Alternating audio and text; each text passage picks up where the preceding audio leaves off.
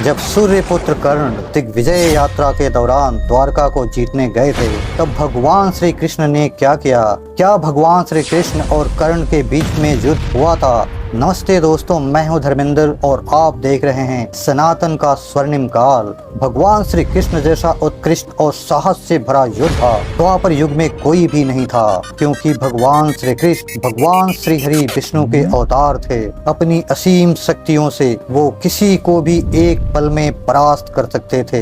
लेकिन क्या आप जानते हैं कि एक बार कर्ण ने भगवान श्री कृष्ण की नगरी द्वारका पर आक्रमण कर दिया था? आखिर क्यों कर्ण ने द्वारका पर आक्रमण किया था? जब कर्ण ने द्वारका पर आक्रमण किया तो भगवान श्री कृष्ण ने क्या किया? एक बार जब कौरव वन में विहार करने गए थे, तब गंधर्वों ने उन पर आक्रमण किया था और इस युद्ध में गंधर्वों ने कौरवों को परास्त करके दुर्योधन को बंदी बना लिया था। और उनके राजा चित्रसेन ने युद्ध में कई सारी मायाओं का प्रयोग किया था, जिसके कारण कौरव उनके सामने टिक नहीं पाए। और इस युद्ध में लाखों गंधर्वों ने कर्ण पर एक साथ आक्रमण किया और कर्ण के धनुष को तोड़ डाला, जिसकी वजह से कर्ण को युद्ध से पीछे हटना पड़ा। और गंधर्व से युद्ध के समय कर्ण के पास अपना दिव्य धनुष यानी कि विजय धनुष नहीं था, क्योंकि कर्ण ने कभी विजय धनुष का इस्तेमाल नहीं किया था। उसने तो केवल महाभारत के 17वें दिन में ही अर्जुन के विरुद्ध उस दिव्य धनुष का उपयोग किया था। और इस युद्ध में अपने साधारण धनुष के बलबूते पर कर्ण कोई भी दिव्यास्त्र नहीं चला पाए थे। इसलिए इस युद्ध में कर्ण को हार का सामना करना पड़ा। कर्ण के सामने ही गंधर्वों ने दुर्योधन को बंदी बना लिया था। लेकिन कहते हैं कि स्वयं अर्जुन ने ही दुर्योधन को गंधर्वों से बचाया था। और इसी के चलते कर्ण को सब भगोड़ा भी कहने लगे और उनकी वीरता पर लोगों ने कई सवाल उठाने लगे। इसके बाद उन्होंने अपना खोया हुआ सम्मान वापस लाने के लिए दिग्विजय यात्रा करने का विचार किया। दिग्विजय यात्रा कर्ण ने तब की थी जब पांडवों को 12 वर्षों का वनवास और 1 वर्ष के लिए अज्ञातवास भेज दिया था। और उस समय दुर्योधन ने धरती के सबसे बड़े यज्ञ की यानी वैष्णव यज्ञ का अनुष्ठान किया था, जिस समय कर्ण ने दिग्विजय यात्रा शुरू की थी। और कर्ण अपनी विशाल सेना के साथ दिग्विजय यात्रा के लिए निकल पड़े। पहले कर्ण ने पांचाल नरेश द्रुपद के राज्य पर आक्रमण किया और फिर अपनी विशाल सेना के साथ कर्ण ने द्रुपद के राज्यों को चारों तरफ से घेर लिया। जब द्रुपद को संदेश मिला कि कर्ण ने उनके राज्य पर आक्रमण कर दिया है, तब द्रुपद अपनी सेना को लेकर युद्ध क्षेत्र में पहुंचा। इसके बाद कर्ण और द्रुपद में एक भयंकर युद्ध हुआ। लेकिन कहते हैं कि इस युद्ध में कर्ण ने द्रुपद को पराजित कर अपने अधीन कर लिया और इसके बाद द्रुपद का राज्य पांचाल हस्तिनापुर के अधीन हो गया।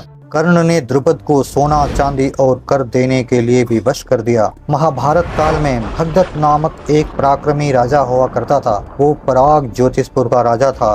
वैसे तो भगदत्त बहुत ही बुजुर्ग योद्धा थे, लेकिन उनमें भी इतना पराक्रम था कि उनसे युद्ध करने का कोई भी नहीं सोचता था, क्योंकि उनसे युद्ध करना बिल्कुल नामुमकिन था। दरअसल भगदत्त के पिता का नाम नरकासुर था। उसके पास भगवान विष्णु का दिया वैष्णव अस्त्र था। उसने अपने पुत्र भगदत्त को ये वैष्णव अस्त्र दे दिया था। वैष्णव अस्त्र को किसी शस्त्र से नहीं रोका जा सकता था, लेकिन कर्ण ने अपने दिग्विजय यात्रा के दौरान महापराक्रमी भगदत्त को भी परास्त कर दिया था। दिग्विजय यात्रा के समय कर्ण ने भगदत्त के राज्य पर बड़ी कुशलता के साथ आक्रमण किया था। इसके बाद भगदत्त के साथ जब कर्ण का महायुद्ध हुआ तो कर्ण उसमें भगदत्त को परास्त कर कर्ण एक वीर महायोद्धा कहलाया। इसके बाद कर्ण ने मगध और छेदी को भी जीत लिया था। इस तरह कर्ण ने सारी दिशाओं में विजय यात्रा कर सारे राज्यों को अपने अधीन कर लिया था, यानी कि हस्तिनापुर के अधीन कर लिया था। और अंत में कर्ण अपनी सेना को लेकर श्री कृष्ण की नगरी द्वारका पहुंच जाते हैं।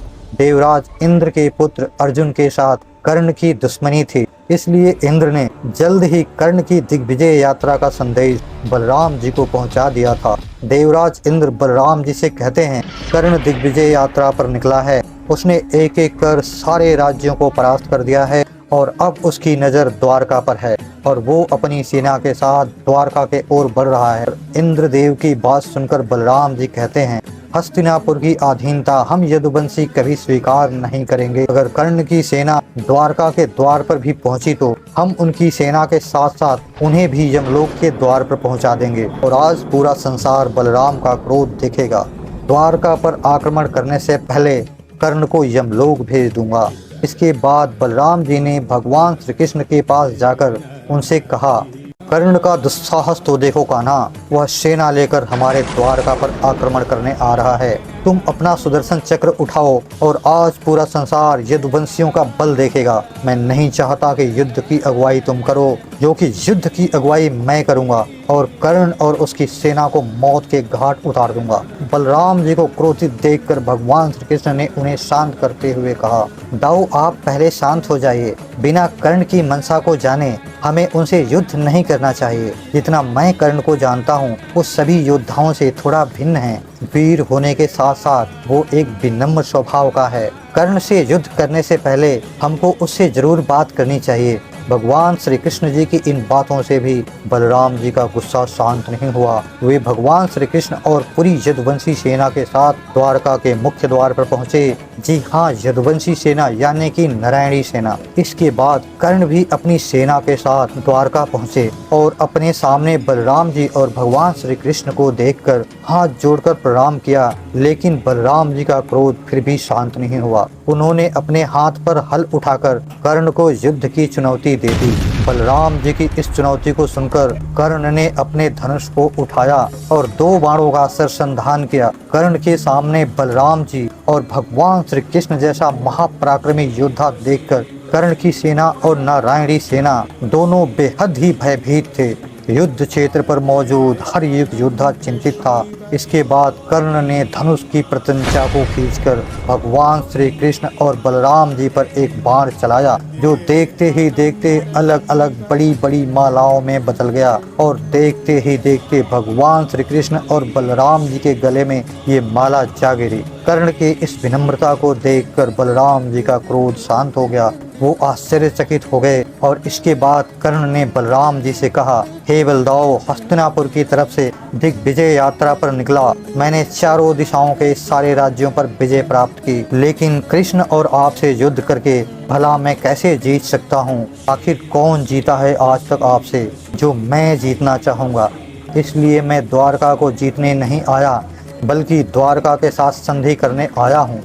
इसलिए हे बलदाऊ, कृपा कर आप हस्तिनापुर की मित्रता को स्वीकार करें। कर्ण की बातों को सुनकर बलराम जी अत्यंत प्रसन्न हुए। उन्होंने कर्ण से कहा, अद्भुत कर्ण, अद्भुत। तुम्हारे इस विनम्रता को देखकर मैं बहुत प्रसन्न हुआ। मैंने बहुत बड़े बड़े पराक्रमी योद्धा देखे, लेकिन उनके अंदर विनम्रता हमेशा कम रहती है। लेकिन आज मैंने तुम्हें देखा तो मैं भी धन्य हो गया। समस्त राज्यों को जीतकर तुमने अपने पराक्रम की घोषणा तो कर दी, लेकिन साथ ही तुम्हारी विनम्रता को देखकर मैं बहुत प्रसन्न हूँ। इसलिए मैं हस्तिनापुर के मित्रता को स्वीकार करता हूँ। और उसके बाद भगवान श्री कृष्ण और बलराम जी ने कर्ण को द्वारका आमंत्रित किया, जहाँ कर्ण समेत उनकी पूरी सेना को भोजन कराया। वैसे तो कर्ण कई सारे राजाओं को परास्त कर उनके राज्यों को अपने अधीन कर लिया, यानी कि हस्तिनापुर के अधीन कर लिया, लेकिन श्री कृष्ण के द्वारका पर आक्रमण नहीं किया और न ही उनसे युद्ध करने के लिए सोची, क्योंकि कर्ण भी जानता था कि जहाँ शेषनाग और स्वयं श्री हरि विष्णु के अवतार भगवान श्री कृष्ण मौजूद हैं, वहाँ पर कोई साधारण मनुष्य तो क्या, देवी देवता तक युद्ध नहीं कर सकते। वीडियो अच्छी लगी तो लाइक कर दीजिए, चैनल को सब्सक्राइब कर दीजिए। हम इस तरीके से वीडियो आपके लिए लेके आते रहते हैं। जय श्री राम, हर हर महादेव।